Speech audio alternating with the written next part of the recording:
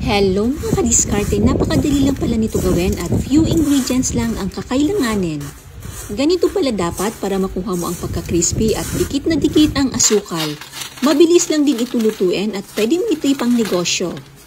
At kung hindi ka pa nakapag-follow sa aking Facebook page, please follow for more madiskarte recipes.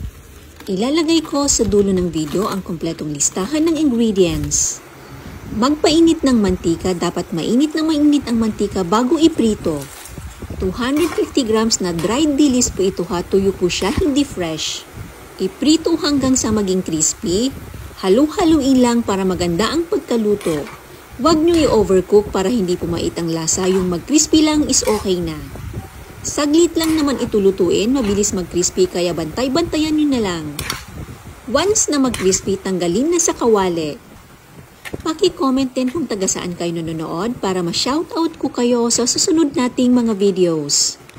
Hindi pa nakabukas ang aking kalan, maglagay ng 3/4 cup na tubig at 1 cup na puting asukal.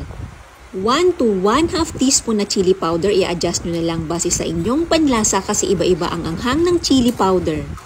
Haluin lang natin saglit, maglalagay din ako ng 1 teaspoon na annatto powder pang dagdag ng kulay. Haluin lang saglit, i-on ang kalan and medium low heat lang dapat ang apoy para hindi mangitim. Tuloy-tuloy lang ang paghalo hanggang sa kumulo. Maglalagay pa ako ng 1 teaspoon annatto powder dahil nakukulangan ako sa kulay. Tuloy-tuloy lang ang paghalo hanggang sa magtikad ang asukal. Kapag ganito ang consistency, mabilis ang agos kapag inangat ang spatula, hindi pa ito ready. Babaan ng apoy once na nagsisimula na magtikad ang asukal.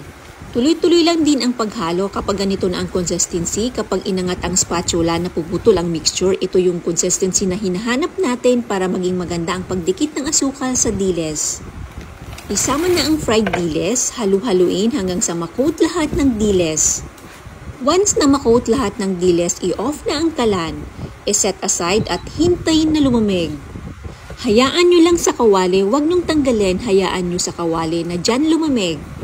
Mega shout out Ma'am Helen Joviro from Talisay City, Negros Occidental, Ma'am Marina Torres from Caloocan North, Ma'am Rosalina Lauta from Taytay Rizal.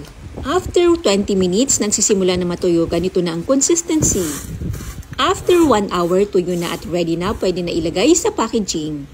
Depende din ang oras ng pagpapalamig sa dami ng lulutuin ninyo. Gagamit ako ng resealable na plastic para mas mura kung ibibenta ninyo. Mega shout out Ma'am Sandra Alvarez from Caloocan City, Ma'am Ninita Lucre Fernandez from Gibcos, Karamuan Camp, Sur, Bicol. Make sure na nakasealed mabuti. Lagyan natin ng label para maganda tignan.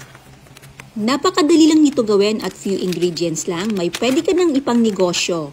Maraming salamat po sa panunood, hanggang sa muli na pagbahagi ng madiskarte recipes.